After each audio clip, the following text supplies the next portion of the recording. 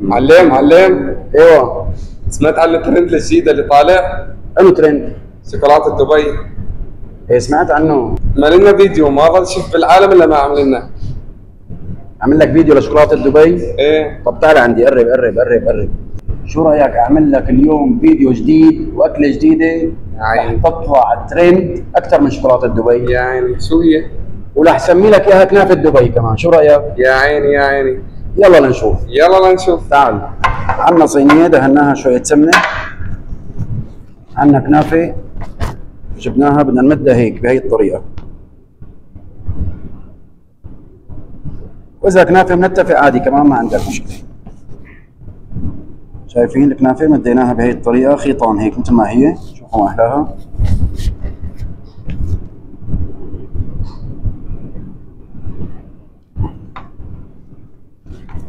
هلا بدنا نكبسها شوي صغيره.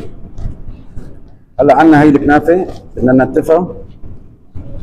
ننتفها ناعم ناعم لحتى تصير معنا بهذا الشكل. شوفوا كيف صارت.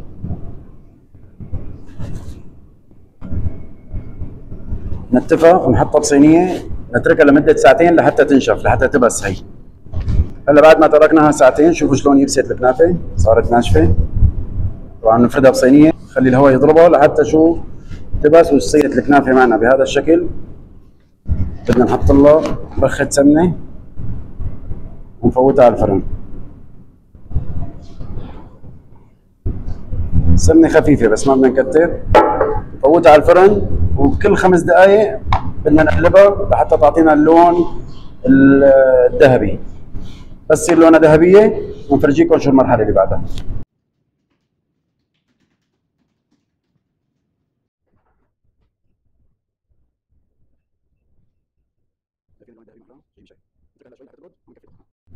هلا بعد ما بردت معنا الكنافه تحمصت بهذا الشكل الجميل، شوفوا ما احلاها، اسمعوا صوتها شلون عم تهرش هرش. بنحط كميه لا على التعيين حسب الصينيه اللي انتم عم تشتغلوها، يعني هي صينيه، هي كميه بتكفيني انا للصينيه اللي عم اشتغل فيها. هلا في عنا زبده الفستق الحلبي، بدنا نحط كميه فوق الكنافه.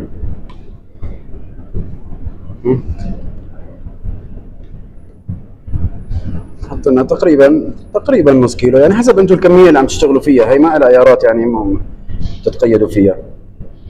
فانا بدي احط هلا هدول بحرك وبشوف، ممكن تعتاز شوي كمان ممكن لا. بدنا نقلبها بهذا الشكل بحيث نتبل الكنافه كلياتها بحشوه البستاشيو. وهي صينيتنا اللي جهزناها كبسناها شوي الكنافه. بدنا نحط طبقه حشوه ما كثير سميكه، كمان هي شغله انتم ذوقكم تحكموا بسماكه الحشوه على كيفكم مثل ما بدكم، يعني مو ضروري كميه الحشوه كلها تروح فيها. اذا زاد عنا حشوه ممكن نستخدمها بالمره الثانيه، نحطها بالبراد ونستخدمها مره ثانيه.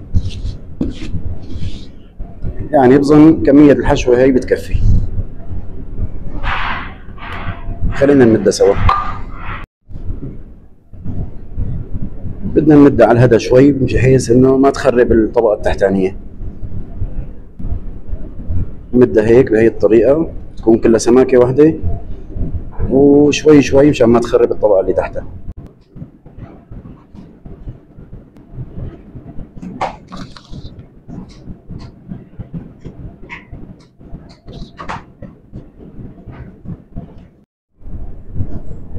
هلا هيك نظبطها، نتاكد انه كلها سماكه واحده، وهيك طبقه الحشوه بتكون جاهزه.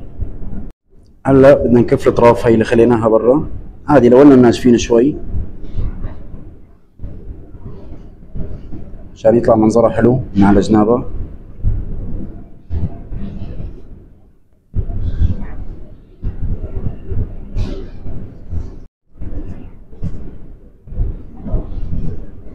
يعني اذا في اراني سميكه من قيمه الكنافه اللي فيها.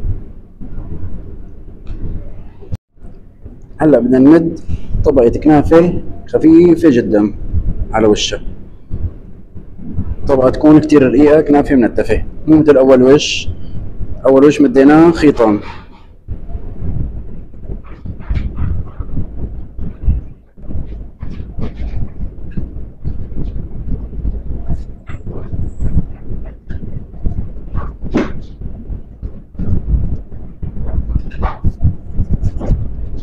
هلا هيك بعد ما مدينا طبقة كنافة خفيفة على وشها، بس بنظبط هيك الوش، بنظبطه بنرتبه، نعمل لها كبسة خفيفة جدا، وبعدين بننزلها على النار. بتزبط بالفرن.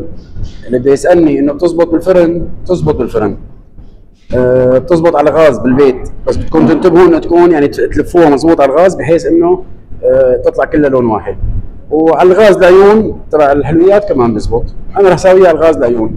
تزبط بالفرن بس بدها نار قويه، نار عاليه مشان ما تطول بالفرن. بيستاشيو ما بينفع انه يطول بالفرن، فبدنا نار قويه، فرن على درجه حراره عاليه او غاز على درجه حراره عاليه، بس انه نعطيها لون. هلا تحت دهنين سمنه، بدنا نعطيها لون اول وش، ندهن صينيه ثانيه ونقلب عليها وكمان نعطيها لون. بنتابع مع بعض الخطوات. يلا.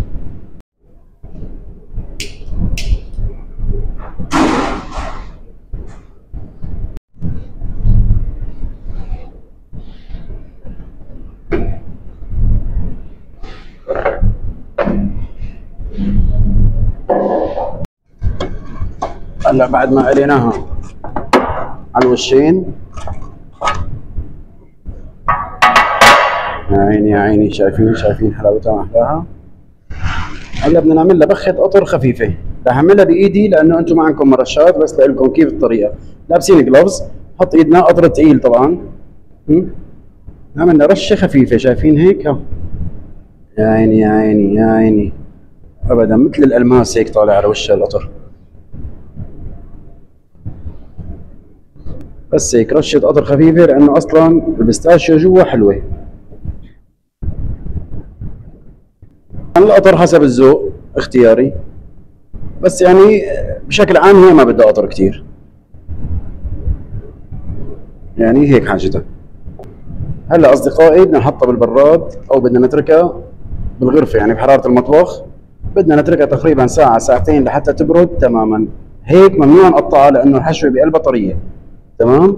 بدنا نتركها تقريبا نص ساعة، ساعة، ساعتين معليش، بحيث انه الحشوة اللي جوا تنشف وتجمد وتتماسك مشان تتقطع معنا بشكل مرتب وحلو. ورح فرجيكم هلا التقديم.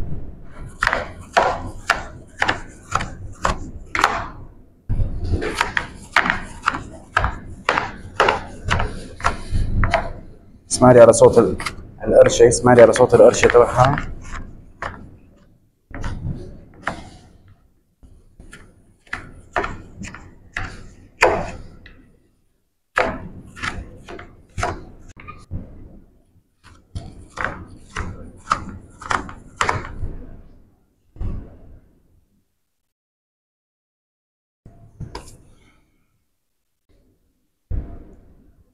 طبعا طريقة التزيين اختياري.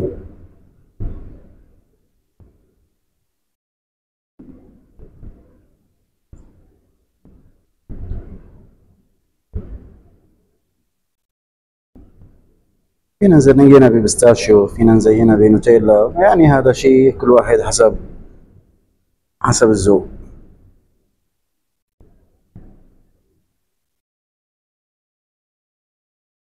بس بما انه جبنا سيرة ترند دبي، لازم يكون في شوكولاتة الموضوع. يعني انا حبيت انه زينا بالنوتيلا بما انه جبنا سيرة كنافة دبي، سميناها كنافة دبي، حسيت انه لازم يكون فيها شوكولاتة، يعني لازم يكون فيها نوتيلا. عادوا انتو ومراكم، يعني كل واحد زينا مثل ما بده. يعني شوفوا لي على عقدة الورد الجوري هي، حطتها جمالية.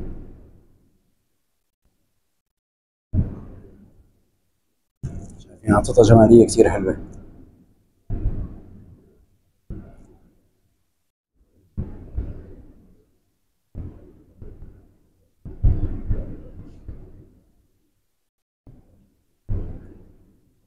شايفين المنظر لحاله نغم، المنظر لحاله بيحكي. أتمنى أنكم تجربوها وتدوقوها لأحبابكم وأصحابكم، كثير كثير رح يتفاجئوا منها وكثير رح ينبسطوا منها. خلينا ندوقها مع بعض.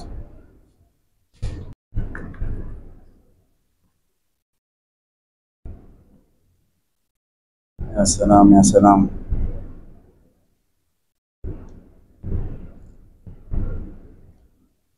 شوفوا لي على هالقطعة، شوفوا لي على هالقطعة.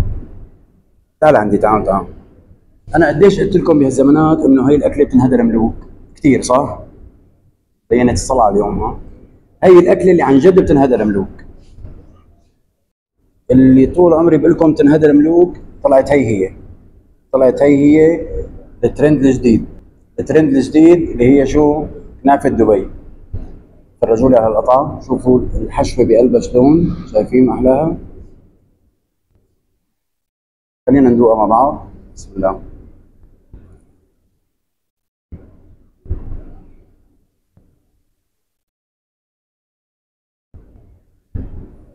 شي نغم. هي اللي شيء فاخر على الاخر، عن جد عن جد، بكل معنى الكلمه، بكل مصداقيه. كريسبي من جوا وكريسبي من برا ومن تحت ومن فوق ونوتيلا وفستق حلبي. شو بدكم احلى من هيك؟ شو بدكم قطعه اطيب من هيك؟ يعني من جوا عم تقرش، الكنافه الطبقه التحتانيه واللي فوقها كمان عم تقرش. اكله كثير كثير كثير طيبه وكثير رح تعجبكم، وهي الترند. كنافه دبي بنصحكم كثير كثير انه تجربوها، كثير بنصحكم انه تجربوها ببيوتكم وتعزموا عليها احبابكم واصحابكم، وشوفوا شو رح يحكوا لكم عنها، واكتبوا لنا بالتعليقات ارائكم. وشكرا لكم لمتابعتكم، والسلام عليكم.